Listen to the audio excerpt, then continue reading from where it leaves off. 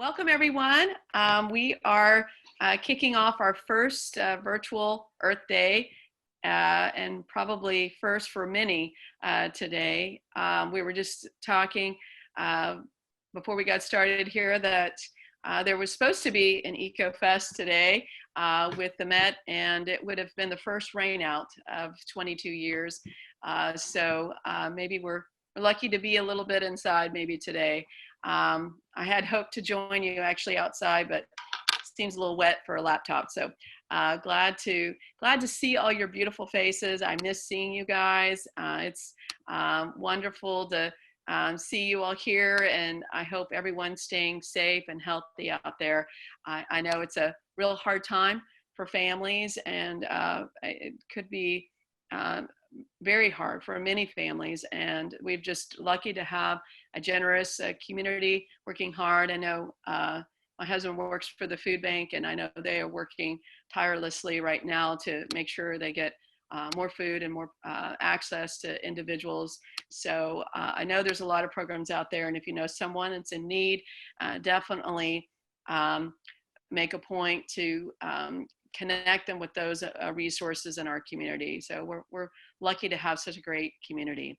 But even on the heels of coronavirus and this tragedy to our world, we still also have another crisis, which is how our Earth is faring and the use of our resources. And so Sustainable Tulsa, we want to be an opportunity for to have that connection and conversation around how to protect these natural resources.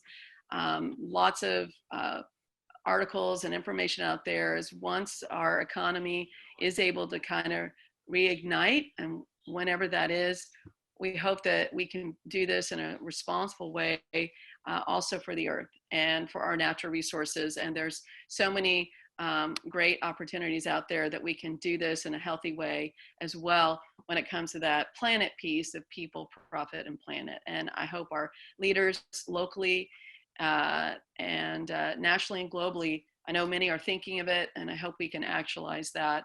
That's definitely one of my big hopes for this year, that we can utilize our best strategies and practices when we can get all back together again. But we're missing you. We love to see you at our events, and it's a big part of our culture is to give you a hug or a handshake when you come in. So we're missing you and missing that, but we're really excited to see so many. I think we have 80 right now that have joined us, and I think there's over 120 that have are registered so far, and they continue. We are recording, just so you know, and should have this available by the end of the week to post up and to share.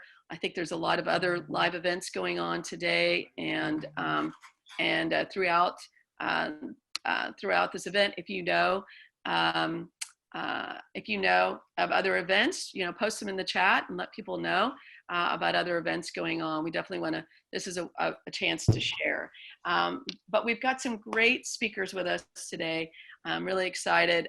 Some, of course, you know and love already. Maybe they'll be new to you, but we just have some great resources. What we wanted to offer today is a chance to think of, as we're home, what are some things that we can do to feel like we're doing our part? Because definitely every little bit does, every action does add up.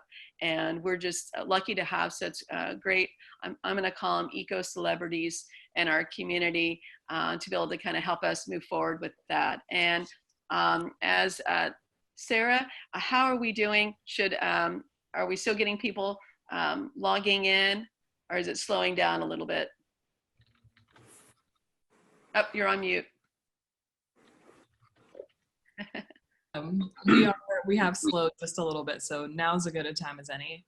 Okay, great. Okay, well, again, we are so thankful that you're here with us today, and we have some, again, a slew of some great folks. We're going to hear from Michael Patten, Carla Grog, Natalie Malloy and Mallory, and Graham Brand and Allie with the Met. We're going to hear from a great group of presenters, and there's so many other good resources out there as well, but we're really thankful they joined us today for our virtual Earth Day event.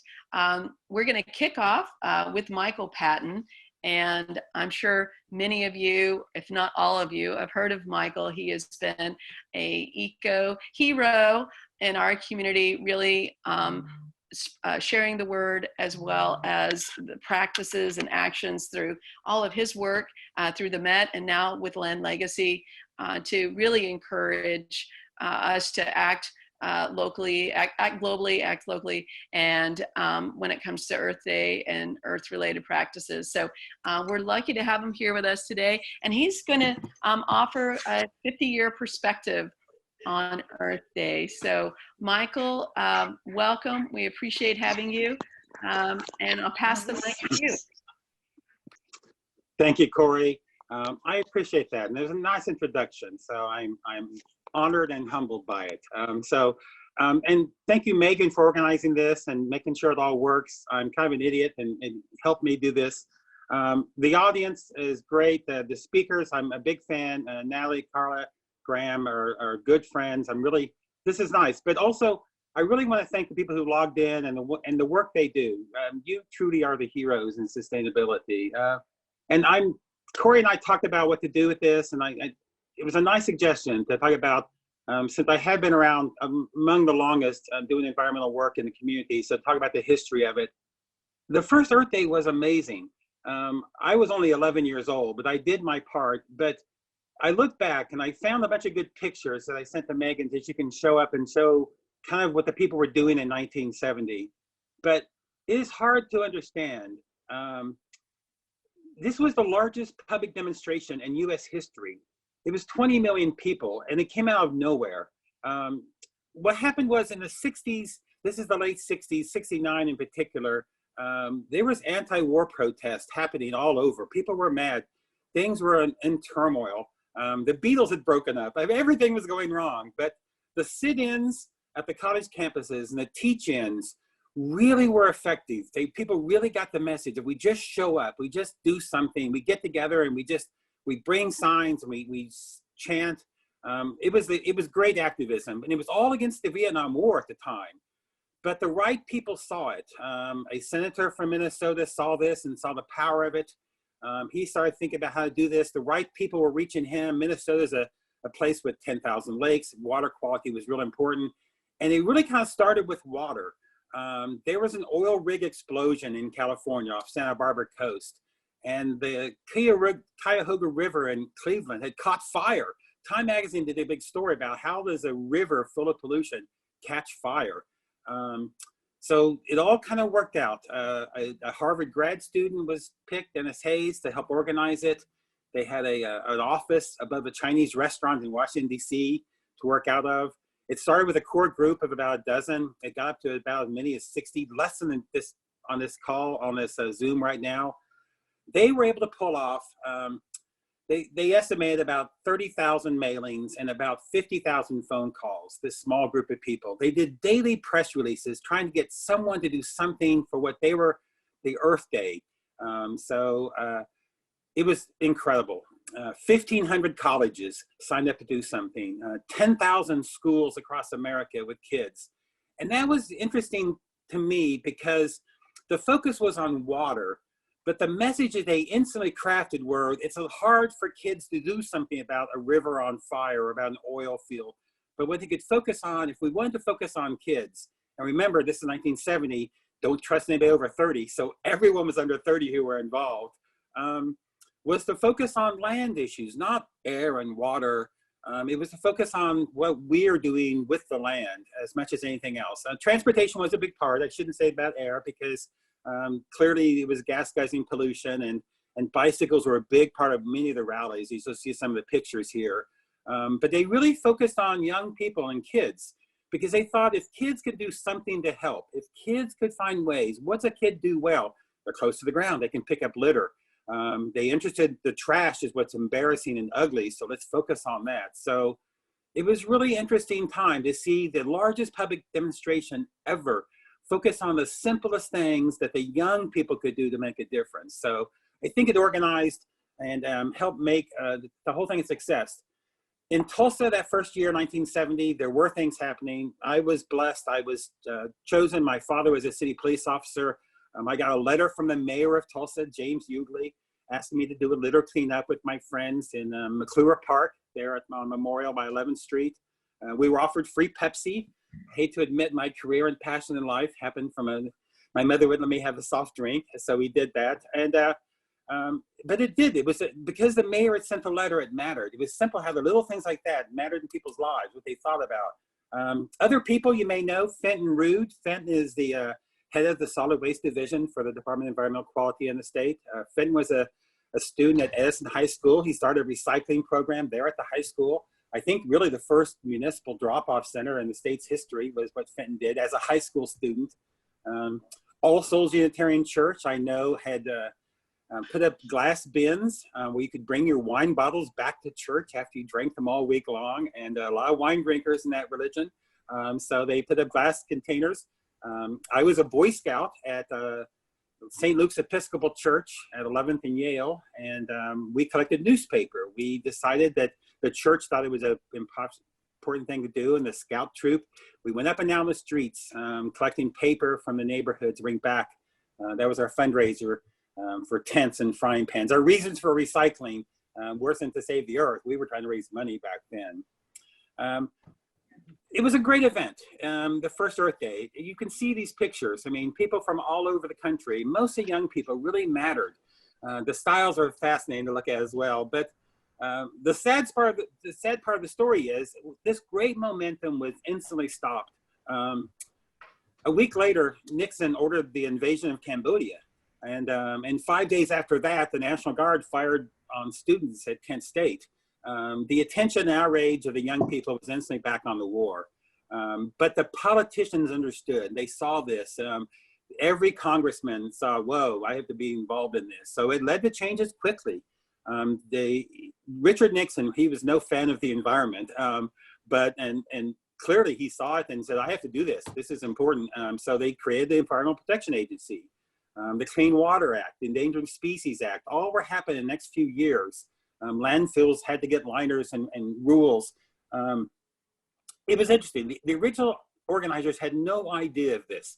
They had no idea of the political power.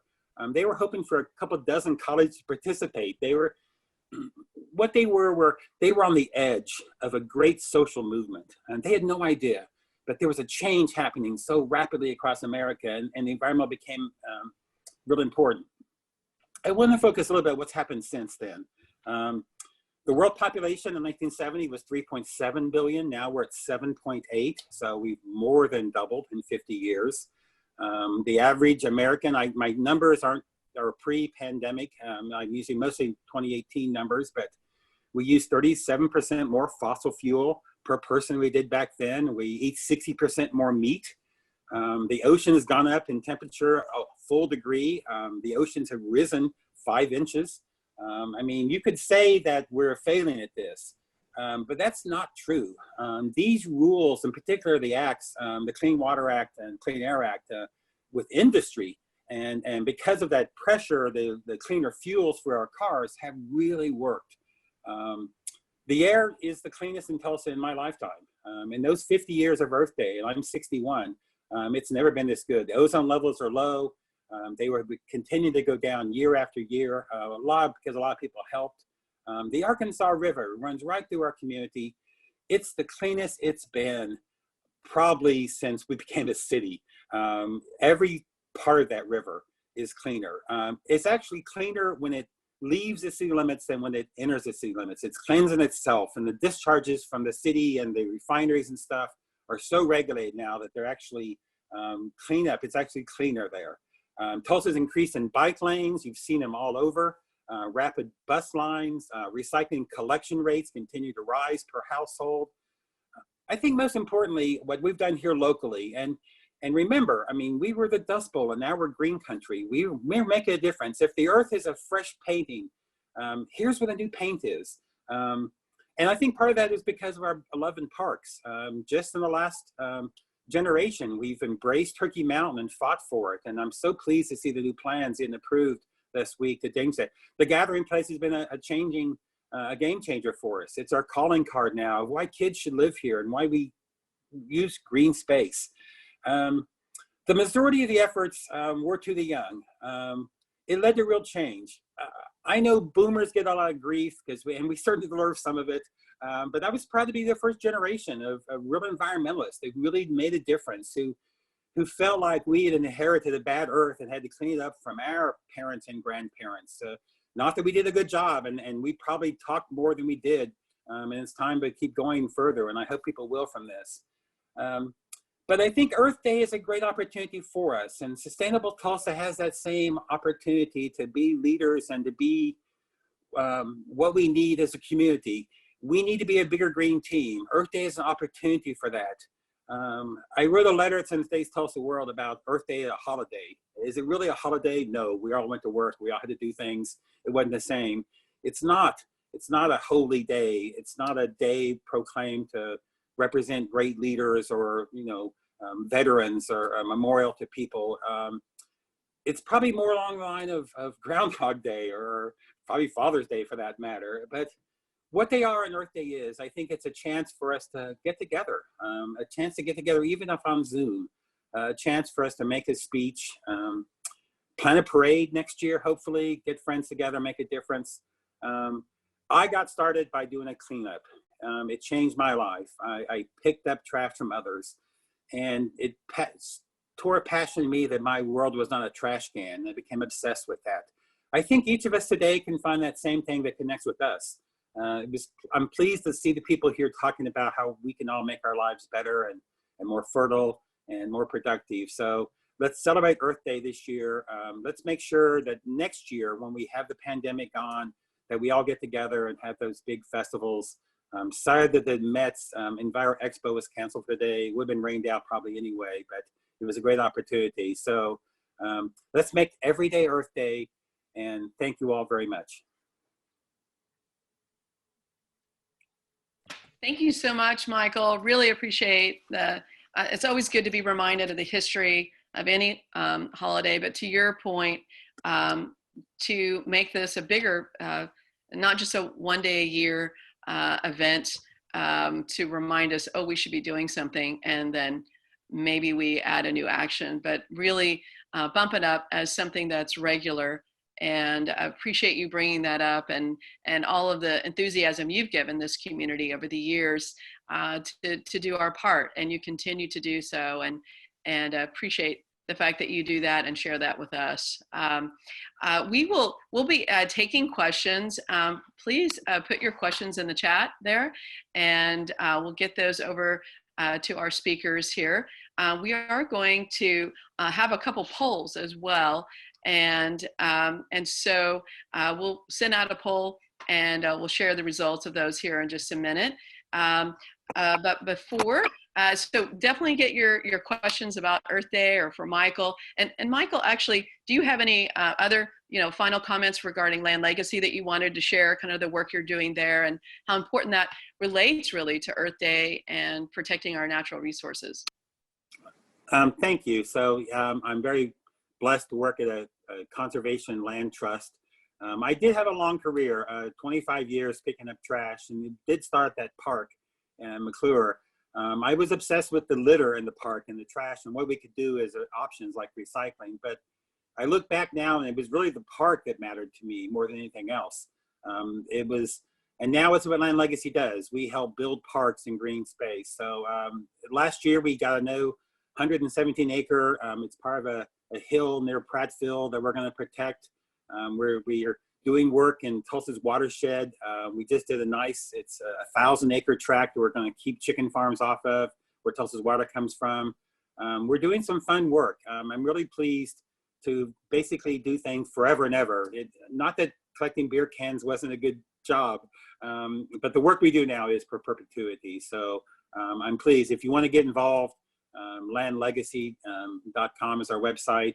We have property. We have 30,000 acres now under protection in 17 Oklahoma counties. So I'm really pleased that we're able to do so much and keep cultural way of life for the family farm and ranchers and hunting lands productive forever and ever. So thank you.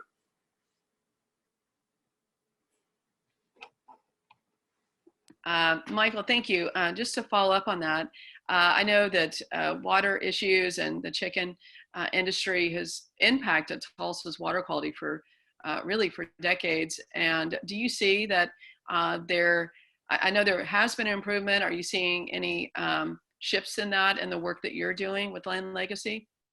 Yeah, there's a lot more pressure from the chicken farms. We eat too much chicken. I mean, they say the average American is eating chicken 8 days a week now. So 8 meals a week. So at least lunch and dinner is one of those days people are doing it. It's so 95 new permits in Delaware County for new chicken farms in one watershed. So the work Land Legacy does is try to move those chicken farms somewhere else out of the watershed here. Unfortunately, maybe to other watersheds. There's a shed everywhere. So yeah, there's a lot of pressure in this, and I'm not sure the right answer is going to be solved by simply trying to stop the chicken from being grown until we really have an idea of consumption. It's these corporate farms, I mean, that are doing these issues for us. It's just too much poop in one watershed, and it's going to hurt us. It's chicken poop for our soul. Okay.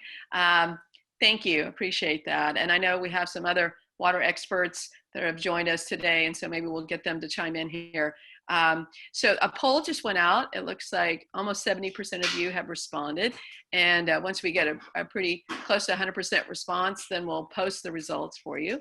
But in the meantime, we have, and we want to hear from you, and then you'll see the results there. So. But in the meantime, we're next up on our agenda is to hear from Carla Grog with Grog's Green Barn. She's going to share with us about just some simple planting tips for the backyard. And, you know, I know that a lot of us, you know, in the news, here people are planting gardens to feed other people, as well as learning how to take care of themselves. So probably a very important item right now. So Carla Grog, we've known you since before you opened up your store, and it's been fun to watch your company grow and what you've added to it. And thank you so much for joining us today and being a part of our virtual Earth Day. Carla Grog. Yeah. Hi, everyone. Thank you, Corey. And thank you to the team at Sustainable Tulsa for putting this on. Happy Earth Day. We have seen, nobody wanted COVID to happen, of course, but we have seen an interesting turn in events in people's lives. They have extra time. We're able to breathe. We're able to be grounded. Lots of people doing new gardens that wouldn't have gardened before, didn't have time. So, you know, there's some positive aspects that come out of this sort of thing. And just the awareness that it's brought to, I think Michael mentioned several times, keeping focus on the simplest of things and food supply. Once those grocery stores started having a hard time keeping up with demand, we all started turning to edible gardening.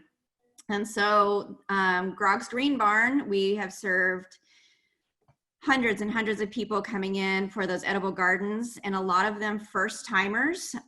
We always talk about our grandparents having acres of land and farming with the tractor. And, you know, a lot of us don't have land anymore. We have little backyards. And the video I'm going to show that thankfully I recorded yesterday because it's raining today, just shows how simple you can just have a little raised bed or a container planter on your patio, but you can grow so many things in your backyard with just the smallest of space, and keeping it, don't overthink it. Even though you may have tried before and you might have failed, you just may not have had the right things like Natalie's full Sun Compost, like good ingredients, good nutrition for your plants. So I just wanted to quickly go through this video. It's very short, how to properly plant a tomato plant and how to, companions. We talk a lot about companion planting. So anyway, if you want to start the video, Megan, or whoever, Sarah. So really just clearing your space. You probably have some weeds and things like that. So just clearing the space. And the tomato that I'm going to show is pretty tall, which most of them are really established right now as you're getting transplants from the grocery store. And so you want to dig a really nice deep hole. And if you look closely at the tomato plant stem, whenever you get it, it has little baby hairs all over it. Those hairs, if you plant them really deep in the ground, will actually create a new root system for the tomato plant. And you'll have a much sturdier, stronger plant moving forward into your growing season. You'll just cover all of that up about halfway up the plant. I added a little bit of fertilizer when I planted, organic, of course, because we don't want to put chemicals on our food that we're growing. And then I staked it. Right now, the tomato plants are small. They're not going to reach the big tomato cages. You'll eventually want to cage it, but just stake it right now for our little rainstorm that we had and the wind that we just had overnight and this morning. You know, they just get bashed around. So staking it will help. And then moving on, I'm going to be companion planting some basil. Basil actually helps the flavor of the tomato while it's growing on the vine. It's a great companion. Plus you want to have your tomato basil mozzarella sandwiches later in the year.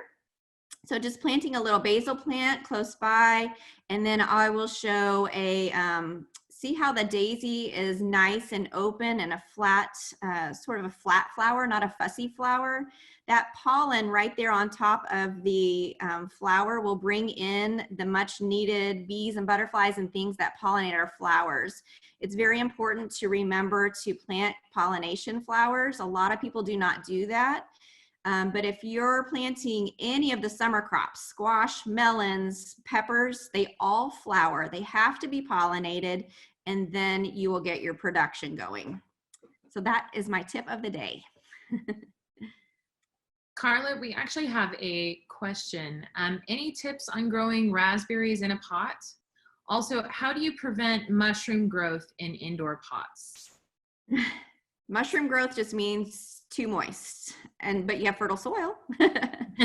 So less water, less watering. More airflow. If you have indoor houseplants and they're doing that, put a little fan close by, get some airflow on them. Excellent. And I'm sorry, what was the previous question? Growing raspberries raspberries in a pot. Raspberries are super easy in a container. Again, you'll still want pollination because they all flower.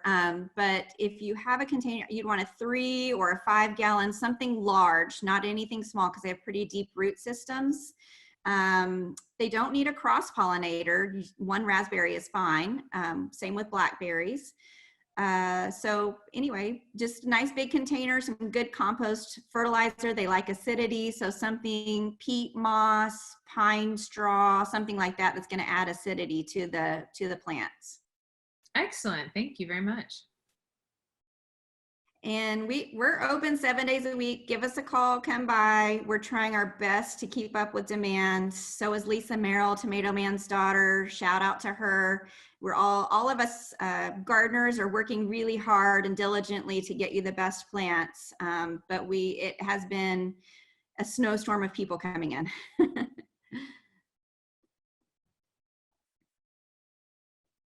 Thank you so much, Carla. What are you seeing most people are coming in to buy, to plant right now? What is the most popular plants that you're seeing? Definitely the tomatoes, but coming close into second would be blueberries and strawberries. And what's the window for strawberries right now? The window to plant them? Yes. The strawberries are great because you can plant them any time of year, but this is the time of year that they're actually going to be fruiting. Here in the next 5-6 weeks, you'll get your strawberries, and then they'll just be plants, but they're perennial. They come back every single year, which is awesome, and get bigger and better and more production every year. Great.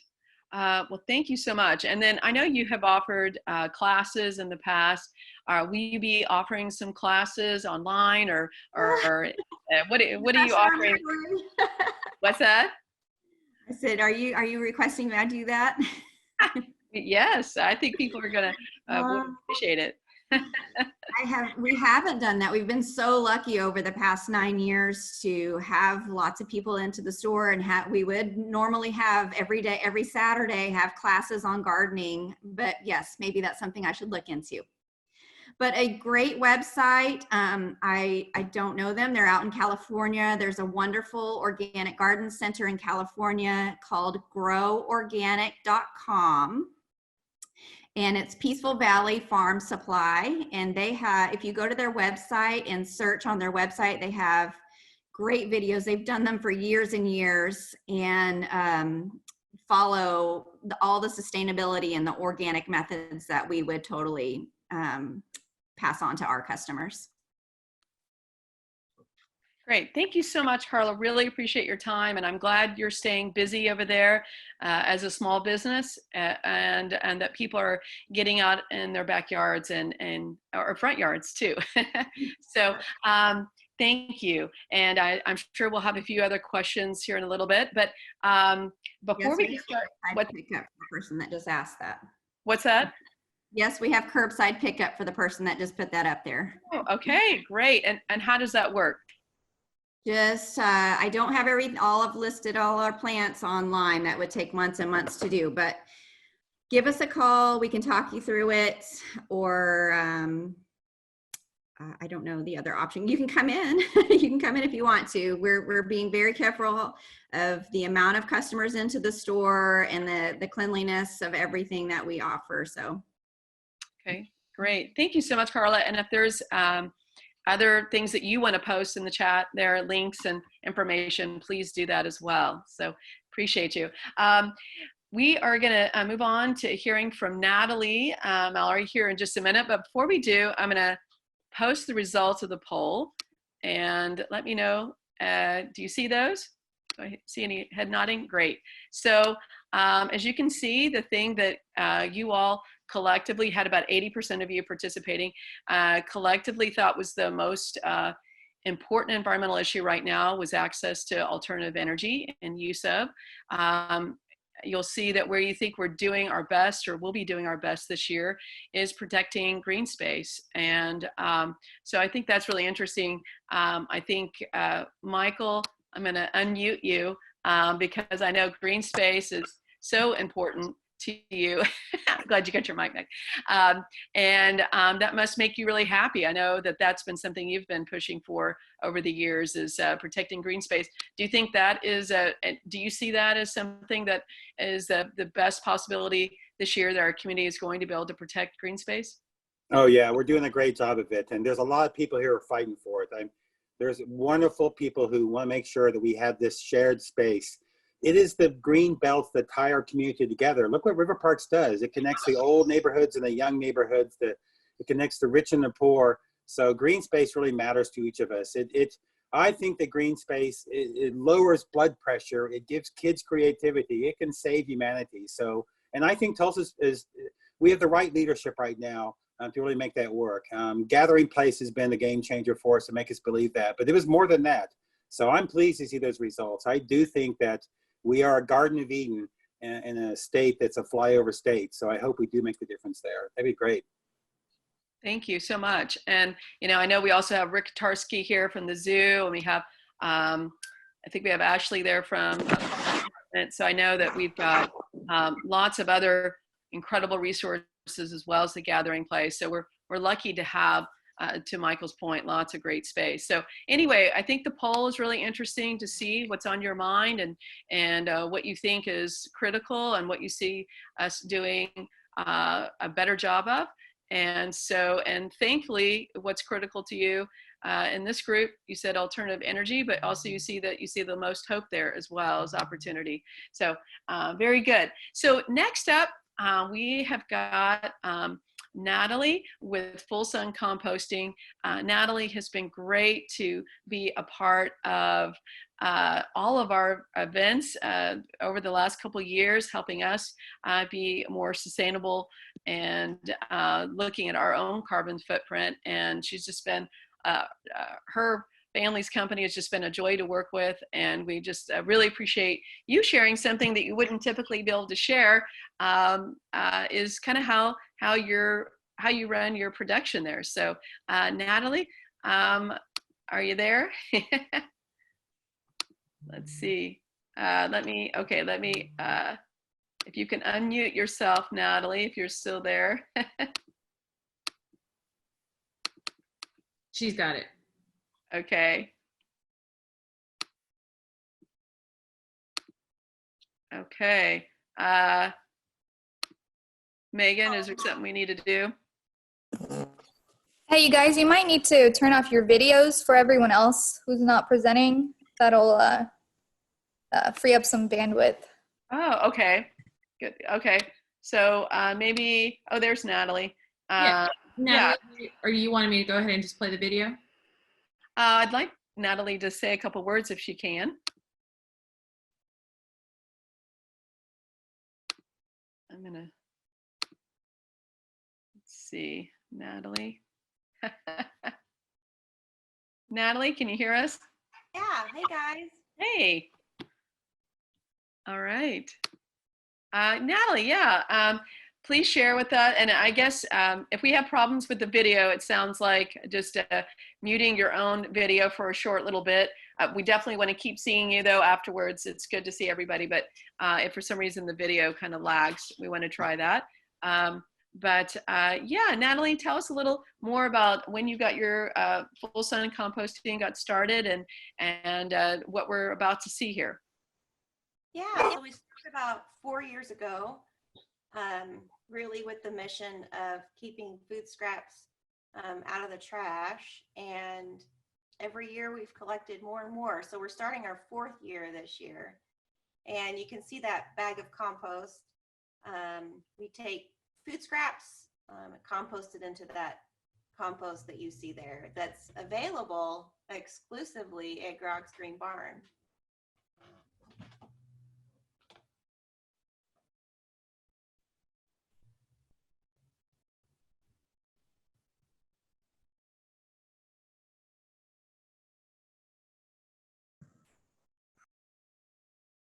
Megan, I don't hear the sound. Can we restart it?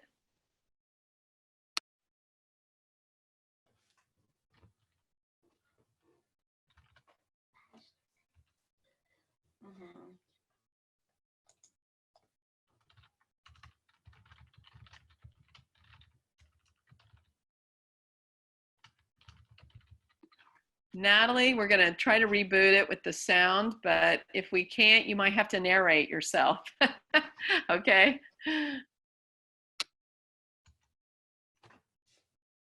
Okay, I'm going to try unmuting me, and that might be why it's not playing. So one moment. Thank you guys for dealing with the technical difficulty.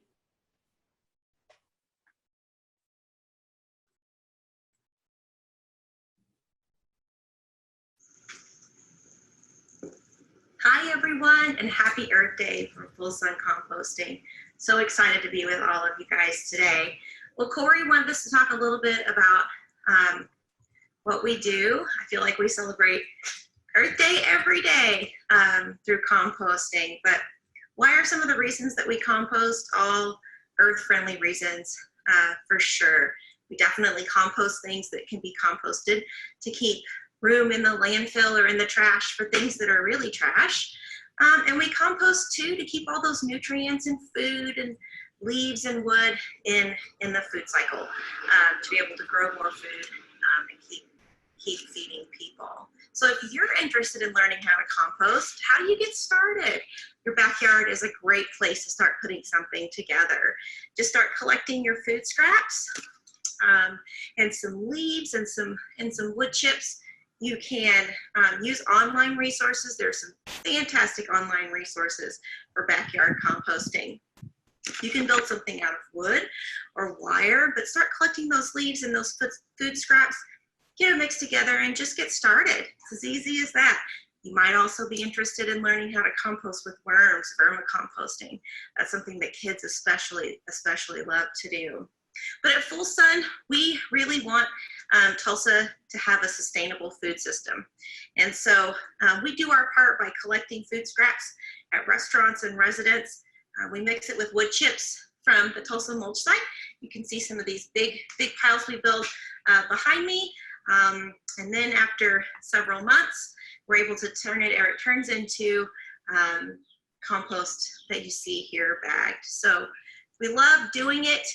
This is a great time to get started gardening. So if you're looking for quality compost before yours gets ready, happy to bring you some, or go to Grog's Green Barn to get some that's already bagged. But happy Earth Day. Can't wait until we're all together again. See you later.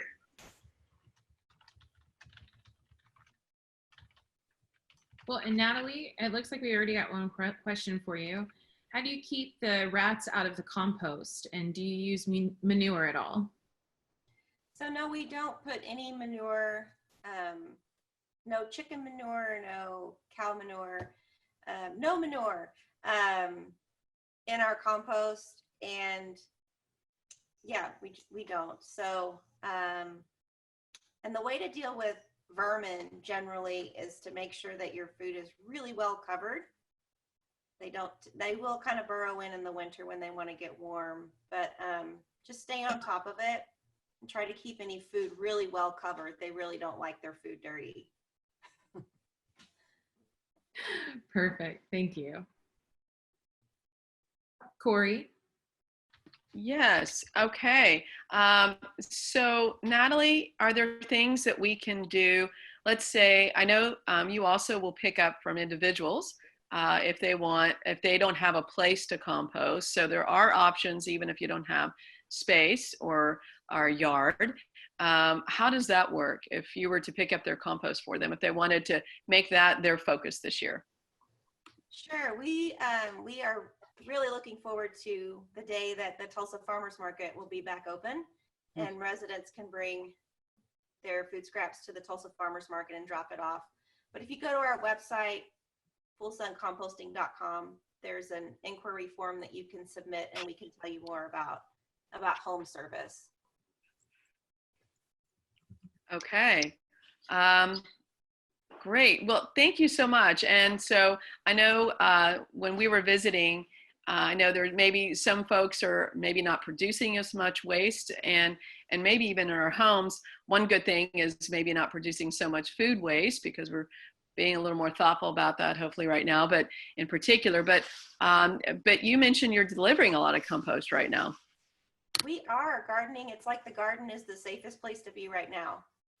So I actually went out this morning before the rain started and threw out some seeds. So yeah, lots of compost is moving. If you need bulk compost, we're happy to deliver that to you. But yeah, the garden is a great place to be right now.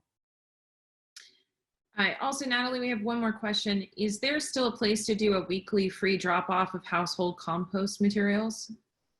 There is not. We have we've looked at a couple of options and we just haven't nailed something down. So again, you know, everyone keep your fingers crossed that we can get back to the farmers market pretty soon and use that option.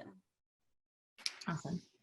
And Natalie, you know, as things result, you know, if there is anything we can post out to our members, if there's other options before the farmers market can open, you know, please let us know. We'll definitely share that with our members so that people can gauge. It's one of the easiest things you can do to divert one particular of your waste stream in a way that actually is better for the earth and easy to do. So anyway, thank you so much for sharing about what you do there, and that you're here in Tulsa helping businesses and individuals look at their own carbon footprint and also just act more sustainably. I know through our scorecard program, when we were developing this, we thought, well, let's put in compost. Probably most businesses won't compost, but we're going to put it as an option. And we were definitely pleasantly surprised how many companies have opted in to compost, and not just ones that, you know, are dealing with lots of food waste, but office spaces as well. So I see a couple folks there from Terracon. I know they were composting in their office space, and I love that. So anyway, thank you again for what you do and make it possible for us to be more sustainable by living here in Tulsa. Okay, so next up we have Graham Brannon. Carla has a quick question. Carla, did you have something to say? Can you unmute her? Oop. Hold on. There you go. Can you hear me now? Yes. Megan said just someone had, is that what you're talking about? The question about weed barrier? Weed barrier is great. It doesn't matter. Your tree roots won't be a problem. It's the Bermuda grass that is the nemesis of every gardener. So you want to block Bermuda grass and weeds from coming up into your garden is what you're trying to do. So to use a liner is what you were suggesting. Yeah. Mm-hmm. Perfect. Perfect. If you use cardboard or newspaper, which is fine, just know it's going to biodegrade, and after about a season or two, you're going to have to reapply. And Natalie, we actually have one more question for you too, and then we've got another question for Carla. Carla, since you're still on for a second, how do you stop bunnies from eating your plants? Bunnies are so domesticated these days. They're really going after just the small sprouts, like right when your plants start to pop up. So if you could put a little netting, or what we do sometimes is honestly go buy those cheap little pinwheels that move around in the wind. Pinwheels deter squirrels, birds, and the bunnies. The animals don't like the movement in the garden. Excellent. And then so take those pinwheels all around our tomatoes, especially when they get going. Perfect. Natalie, does it cost to have you pick up compostables, and do you then deliver the fresh compost back to the person that you picked up compost from? It does. First, we'll check and see where your address is. We just pick up in the Tulsa metro area. We'll give you a yellow 5-gallon bucket to collect in. We'll pick it up once a week, and that's a $20 monthly service charge for that. And then once a year, absolutely, as you need compost, we'll give you 1 or 2 bags a year for being part of that program. Thank you. Corey, back to you. Great. Thank you both so much. And I love all the questions. Keep them coming. We'll have some more time toward the end as well. But next up we have is Graham Brannon with the Met. I've known Graham for decades, started in water quality, and now he's helping us in solid waste. But today he's going to help us from his home. He's got a lot of great tips on how to be more sustainable. So Graham, thank you so much. And I'm sorry your event today was rained out. Really am. I wish we were all really together. And if you have any updates on your event, please let us know about that or other ways to connect with the Met. But thank you so much for being with us. And I know we had a little tricks with the last video, so I'm going to mute myself and pass the mic to you. Thank you so much, Graham. Thanks, Corey. I really appreciate it. I'm glad we are able to get together, although virtual. So this is the best we can do, and glad to be here and excited to show off some of the stuff around our yard. Basically, the idea is that I am now practicing what I preach. So I'm trying to do what I've been telling other people to do. So that's the hope. And of course, I'm kind of just starting. We've been living up here in Paradise for about a little over 2 years, and almost two and a half. And so we're just getting started. And so I'm glad to show you some things. We do things at a scale that maybe isn't too practical in some households, but you can scale it down to fit your particular setup. And as I always say, everybody can do something, nobody can do everything. So anyway, hopefully we can show this video. I apologize, it's a little bit long, but we just wanted to show you everything we could. Hopefully it'll come up here. Welcome everybody, I'm Graham Brannon, and my wife is behind the video camera. And happy Earth Day to everybody. We're here at our home, and we're located about 30 miles north of downtown Tulsa. And talk about your social distancing.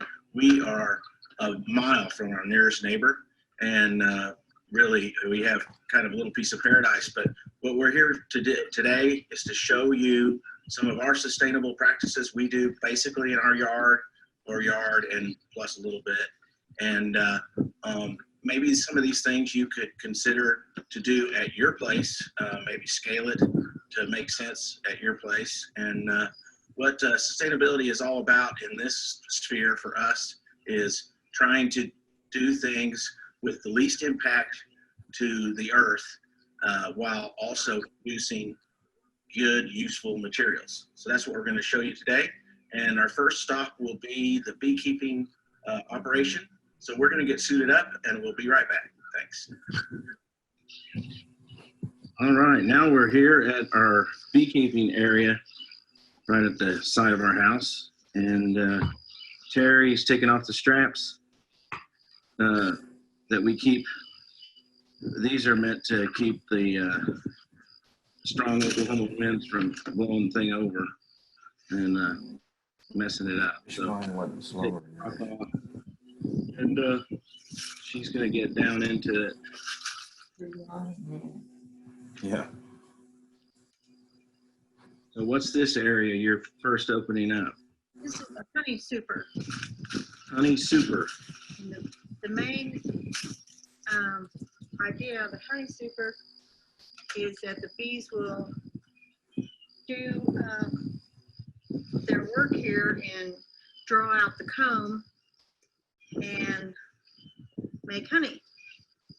And this will be the honey that we take off the hive. All right. You can't take all the honey off the hive because in the winter they need honey. So we've been doing this operation for almost a year now, and we started with what they call nukes. And what are nukes? Nukes are, they have a queen and they have about 10,000 bees. So that's not very many bees then, huh? No, a hive can have close to 70 to 80,000 bees. Okay. And what they're doing here is they're starting to draw out this comb. So they're making honeycomb right now. Right. And then there'll be honey inside it, obviously. Yes. Okay, cool. So that's what we've been waiting for this last year. We basically were growing this into a hive and not taking any of the honey so they can get strong, and they had enough honey. Plus we fed them a lot all during the winter. And so now spring is here, so they're ready to go out and pollinate. Wow, there's a lot of bees. This is a lot more. If you can see where the honeycomb is, it starts out flat and it's become bigger. They're putting honey in here right now due to the flowers that we have planted out here to help them. We're also feeding them to promote good, healthy hive. Sugar water with some essential oil mixture that helps them while they're waiting for more flowers to bloom. For instance, we have back there, we have a blackberry bush that will be flowering not too long. And so we'll want them to get after that and pollinate that so we have good blackberries come about 4th of July. You can also see we have got a bunch of flowers here. These are the kind of the earlier flowers that are ready to be pollinated. And that stuff is called Dom's or Dame's Rocket, which is also wild phlox. And that's one of the things that's blooming early, but we'll have a lot of different things that'll be blooming during the year.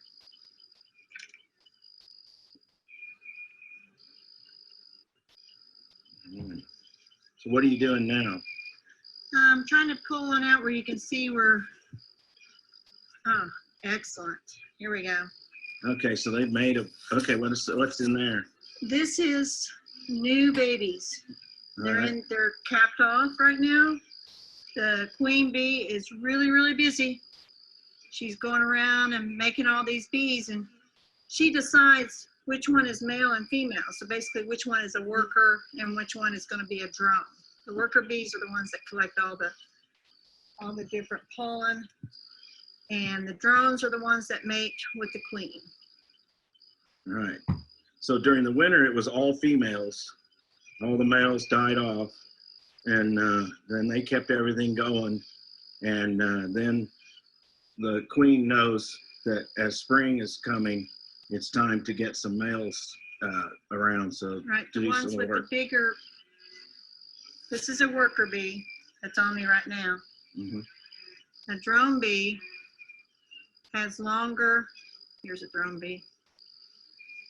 This one right here is a drone bee, and he's longer and he's got bigger wings. Okay. And so that's because what does he do? He mates with the queen. Okay. I'm not gonna show you the queen, 'cause she's way down. Yeah, they might not be happy about it either. No. And I have my hands open, so I'm not really wanting to get stung if I could help it. But this is good. You can see that they're not going to fly away, but some of them have their little butts are in there. They're feeding. They're feeding. You can see that clear gel there. They're feeding the larva. Okay, cool. All right. So you put some of that sugar water in there, changed it out. It has a little bit of essential oil in there too, and but a lot of what they're getting now for energy is out in nature with all the different. This is just to promote the hive, to make it stronger. That it is a pretty strong hive. Yeah, good.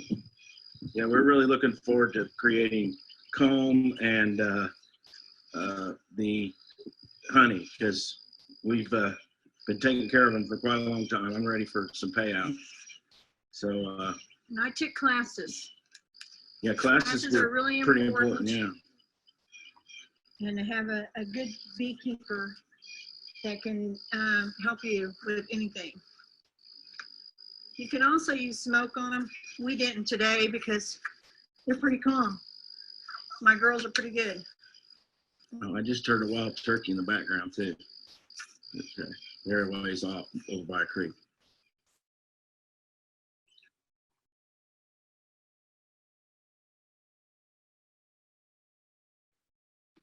Okay, thank you, Graham. Thank you for sharing kind of the realities of raising bees. And let's see, definitely unmute yourself there, Graham, if you got an applause from David Cobb there, it looks like.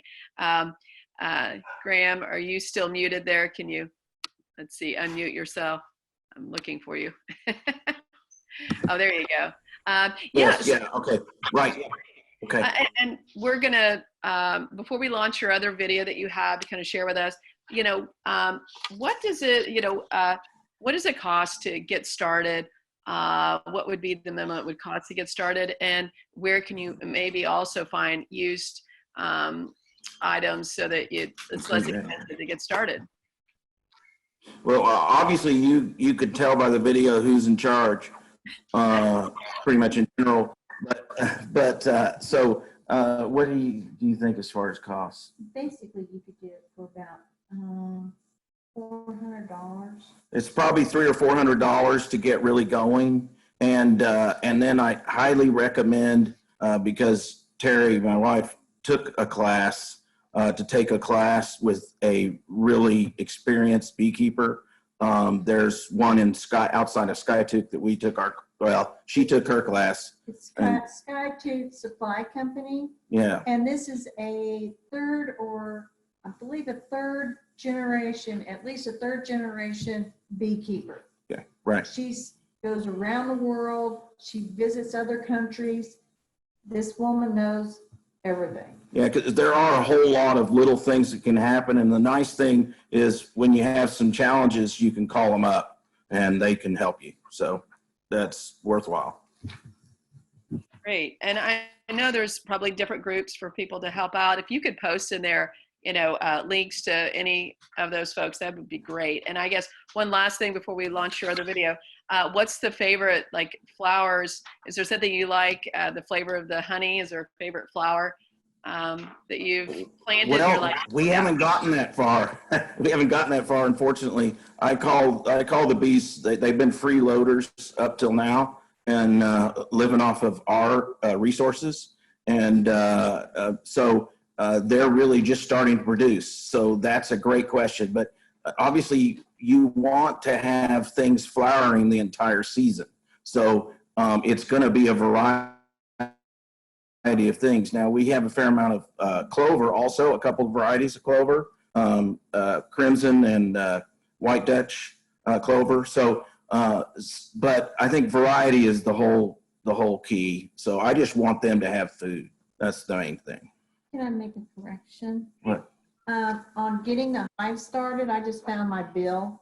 And I bought for 2 hives, $422. Oh, $422 for 2 hives.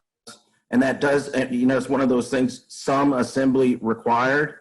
So, you know, get ready to nail a lot of tiny little nails and things like that. But it's a great project. Great. Well, thank you. Really appreciate it. I'm going to launch one more poll, and this is kind of more about what you're, everyone that's on here with us, kind of what you're interested in doing this year. And we'll get that going. And in the meantime, we have one more video that Graham has shared with us. So Megan, I'll pass the mic or pass that over to you to get that going. Corey, also, we have a couple quick questions. Can we ask Graham while we're doing the poll? Yes, please. Graham, question 1, what kind of essential oil are you using? What else? Thyme. It's thyme, spearmint, and one other ingredient she's looking for. Okay. And it's just, we're just talking about a few drops, a big solution of water, with water and some, of course, mainly sugar and a little bit of honey. Lemongrass. Lemongrass is the other one. So there's a little formula. Thyme, lemongrass, and spearmint? Spearmint, Okay. yes. And then how do you get the bees into the box? Oh, well, we actually got them in a box and transported them to our house. You have to be a little bit careful about that. Mm-hmm. And it's called a nuke box. And did it just, that pretty much gets you started, doesn't it? Right, you put it up on top of the hive and Right. you open you just leave it there for a couple of days on top of the hive, and then with the little door open so they kind of get used to the area, and then you put them inside the hive. Right, and then they'll work their way into the area you want them, and then eventually you remove that box that's on top, and they're in their new home. Excellent. Thank you very much. Okay, Corey, I think we're ready to play the next video. Okay, let's do it. All right, so here is our compost bin. We have actually a couple of them. These were from the Met, so I purchased them from the Met. We still might have a couple left. We might be able to scrounge up, but you could do anything for a compost pile. You can use pallets, whatever you want to do. Use your imagination. Pile it up next to a fence. That's what I used to do. And so we take our food scraps and we have some wood chips. I didn't mention that this whole yard, this whole area, I've used wood chips from the Greenway site at the city of Tulsa has. They load up your truck, so I've used probably 25 truckloads of this stuff all around. Use it as a mulch, try to till it in as a compost material, and more organic is always better. So, but this is, we just keep piling it in, and it just slowly works its way down. So we have not unloaded these yet, because they just keep taking more and more, but great stuff. So, okay, our next feature that we're showing you today is our rainwater harvesting.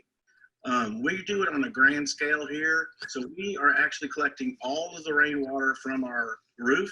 And you can see this downspout over here goes down into the ground.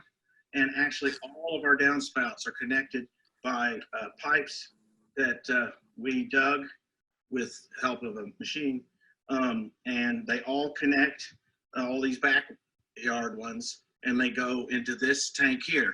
This tank is 1,850 gallons, and you think, wow, that is a huge tank. Well, it is huge, but it's easily filled. So it's full right now, and it will fill with one really good rain or a couple small rains, it'll fill up. So that is a lot of water, and we can use it. So to show you how great it is, we have a pump in here that we can use. This is electric, which is connected to our house. But anyway, I'll show you how much water we can get out of this thing.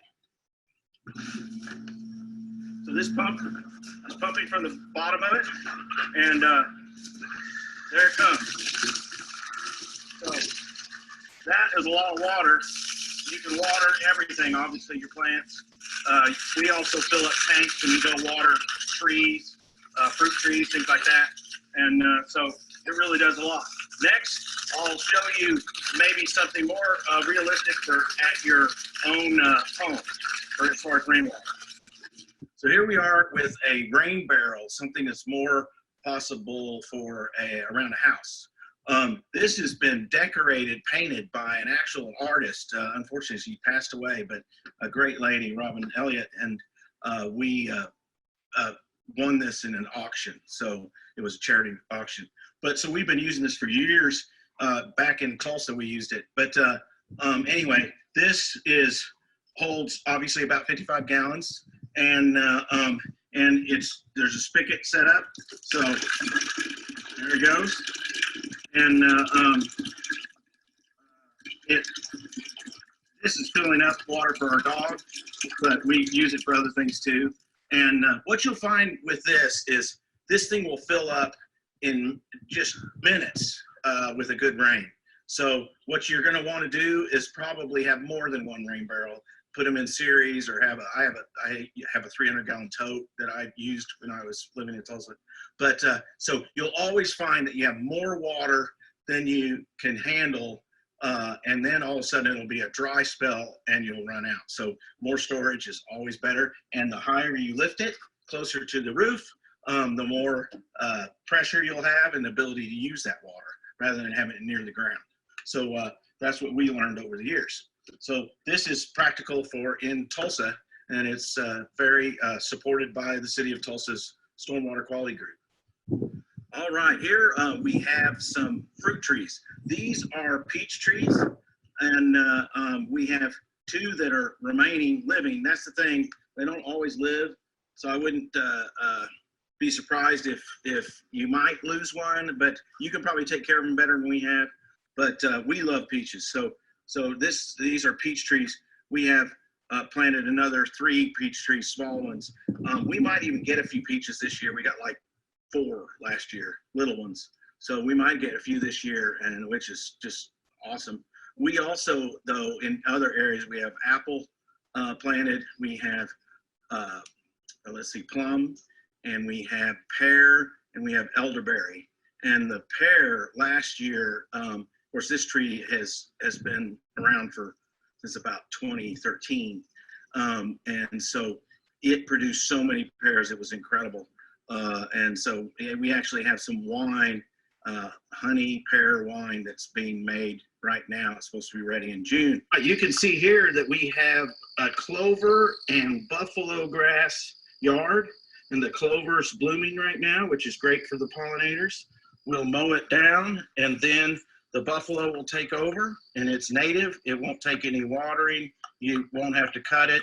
It won't get higher than 6 inches, so that's meets your code enforcement if you have such a thing in the city. And we also have some just come up not very long ago is our some milkweed. So this is green antelope. Actually, in our pastures, we'll have it coming up soon. It just goes everywhere. So if you ever need some of that stuff, let me know. And this obviously is required for a monarch way station. We have other varieties also too around here. But that completes our tour, and I appreciate you all coming out and visiting us, and I hope you have a happy Earth Day.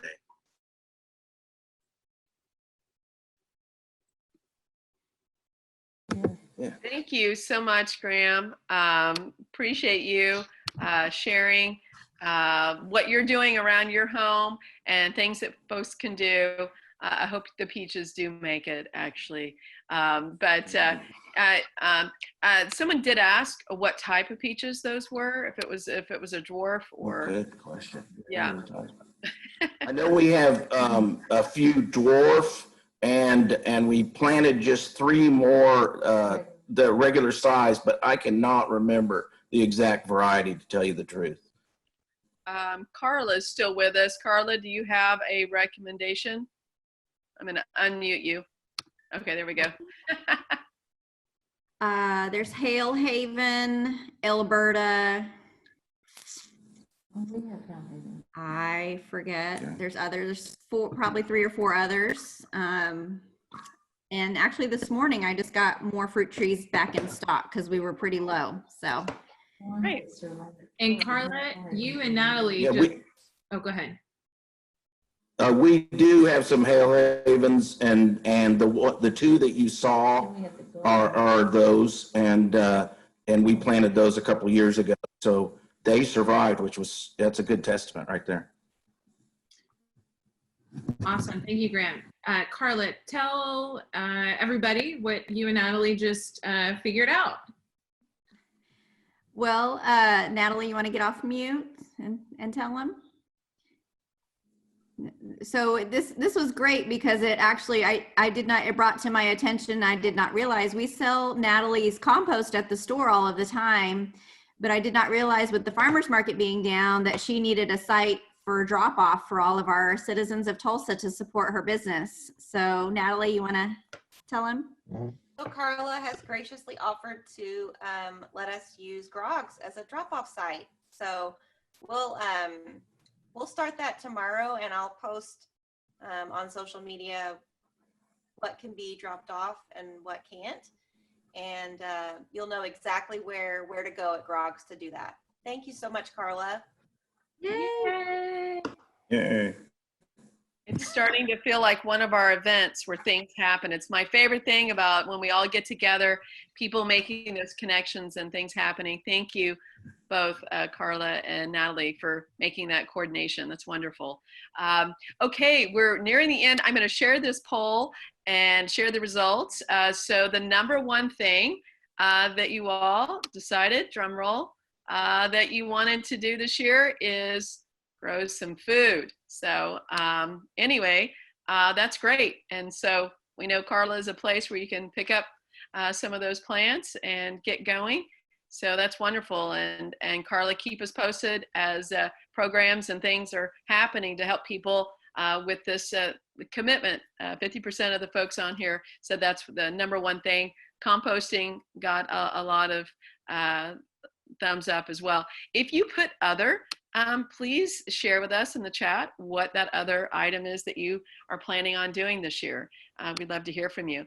So next up, though, we have one more presenter, which is Allie with the Met, and she's going to be sharing with us about what we can do with kids. I know many of you are now homeschooling, and that experience of having kids at home. So good projects, and especially around earth-friendly activities, are needed. So Allie, let's see, make sure you're unmuted there. Yep. But thank you. Thank you so much for joining us, and tell us a little bit about what you're going to share with us. Yeah, so I decided to do something that was kind of doing recycling, repurposing an activity with kids. I have a toddler, so we have a lot of broken crayons around the house. And instead of throwing them away, what you can do is you can actually reshape them and make new crayons. So I don't know if it'll really show up. The video will show it a little better, but we made little dinosaurs and unicorns and little stars. So the video will kind of show that. And then, of course, we always have new educational activities up on our Facebook and Instagram. So go ahead and follow the Met or Met Recycles, our different social handles, and we'll have different activities for you. Awesome. 1 second. Sorry. There we go.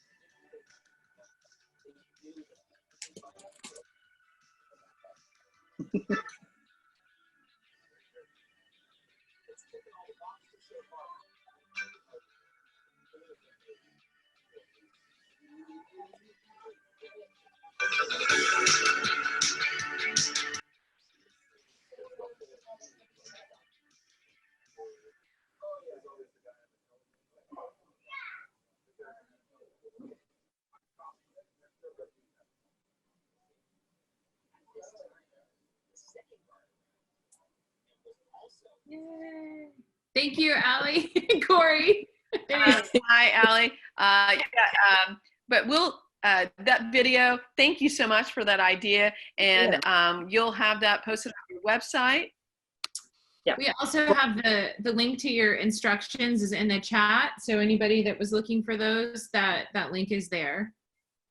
Great. And I might have closed down some videos, just someone said that might help with that. So I'm trying to undo your video now, if you'd like to join back, because we definitely want to see your wonderful faces. Allie, thank you so much. Are there, so you've got some other links and resources that are available for folks as well? Yeah, always check our Facebook page for the Met, or our Instagram is Met Recycled, and we will be posting a couple educational, fun craft and activity videos every week. Great. Thank you so much, Allie. Really appreciate it. I'm going to share with you guys. Oh, I think I did. What you said was the most important thing, so I'm going to stop sharing that now. But it's really great to kind of get that feedback, and it looks like other people did share. Let's see. Yes, I think I did share those results, and it looks like several people did share some of the things that they're doing, some of the things that they're interested in doing. Really, it looks like adding more to their compost and recharging. David Cobb said he's recharging the soil for his raised gardens. And oh, Emily is committed to being vegan. That is her part of this growing effort to protect our environment and natural resources. Looks like Pam Taylor is removing invasive species trees from property so native grasses can grow. So lots of things that we can each do, and appreciate you sharing, continue to share there. One thing we wanted to announce actually, and Megan, if you can do that, and now if you can share, we have launched a new page. It's called Oklahoma Green Living, and we are super excited to offer all kinds of resources for you. We want to hear from you about tricks that have worked for you, things that are important. This will be an ongoing kind of updating. Megan, are you able to share your screen? Unmuting you. But it's going live today, and it's called Oklahoma Green Living. Here we go. She's going to share that with you. You can go to our website. It's there, and she's going to show you how you can get there. It's loading. Give it a second. Okay, sure. Here we go. So this is brand new today for Earth Day, and it's Oklahoma Green Living. It's that's one reason we wanted to hear what was most important to you. That'll help us add content, but you can see, maybe scroll up. We've got food gardens, stuff on composting, pollinator gardens. What are some of the other items we have there that we can share?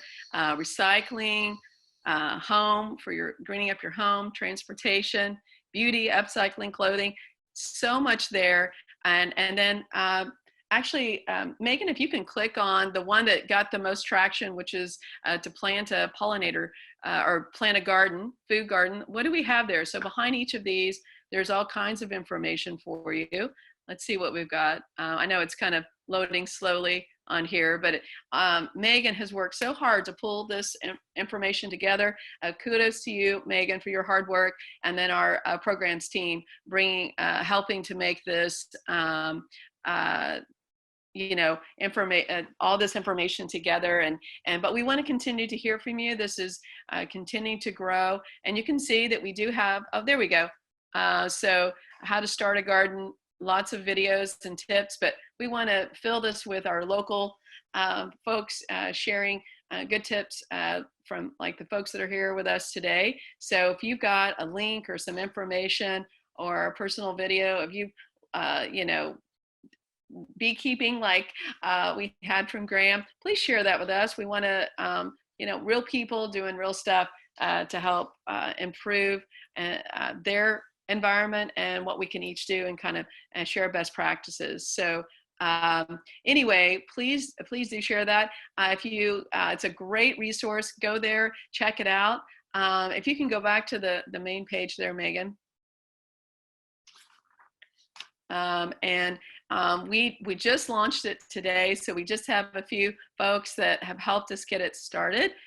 You can see there, but if you want to sponsor and you know, have if your business like to sponsor or as an individual, it's only $25 to help sponsor this page. We want it flooded with names like the folks today saying they want to see more of this and to help our community be living more green and all these best practices. So help support these types of items and activities, and with your financial support, but also with your information on how to improve this content and to make it available. Thank you so much. So are there any, I guess we have maybe have a final, just have a few minutes left. Are there any final, thank you so much, but do check it out.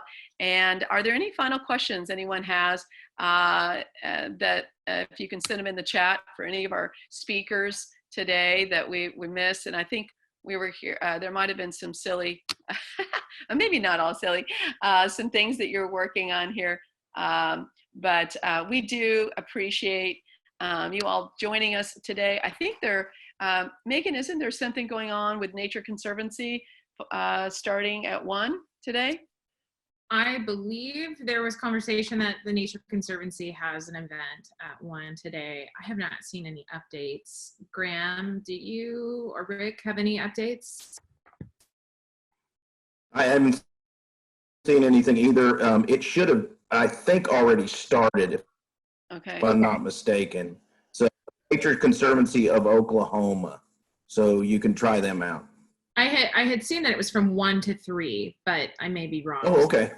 So we might. I thought that maybe that was Eastern time. That might have been Eastern time. But anyway, jump on it now if you can. Go through Nature Conservancy of Oklahoma. So it should be ready.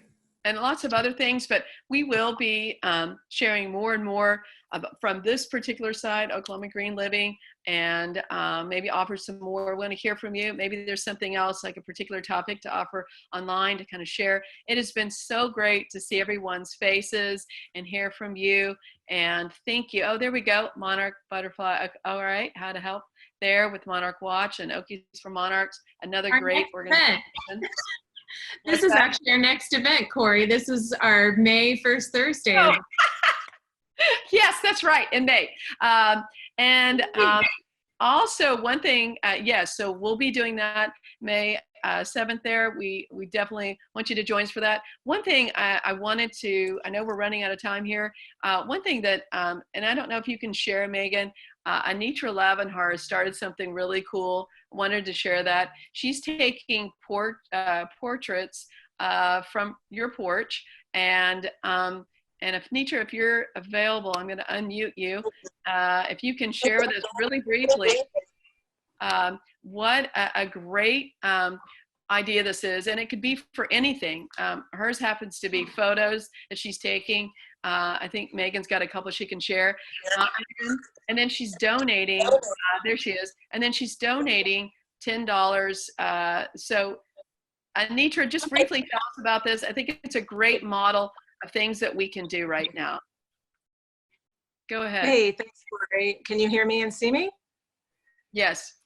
Okay, cool. Thanks so much for having me. Yeah, I got the idea from some other photographers across in the world doing projects now, and I call mine Dortrits because they're front door family portraits.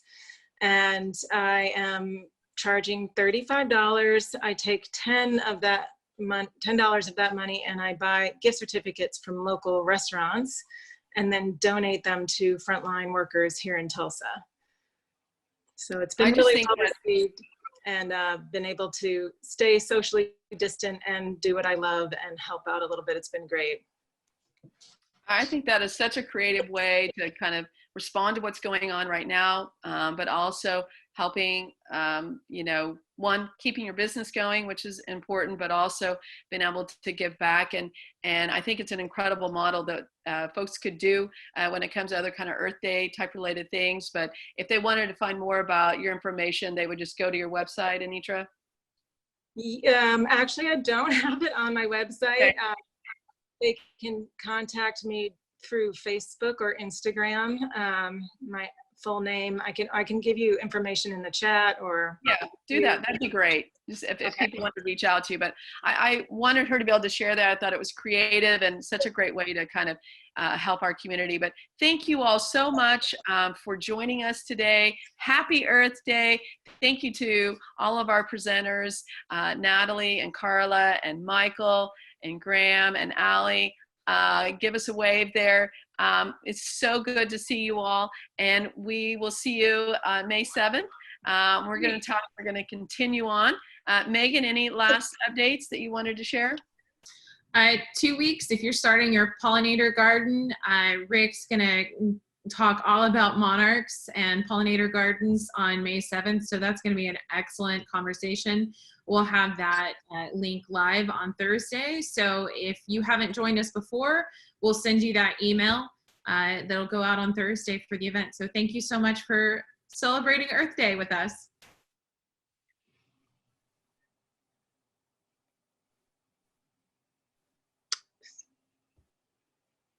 Corey, you're muted.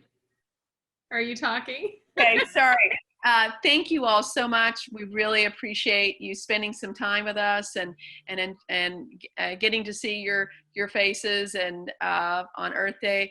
Have a great Earth Day. Stay safe and healthy out there. And we hope to actually get to see you face to face soon. Take care. Bye-bye.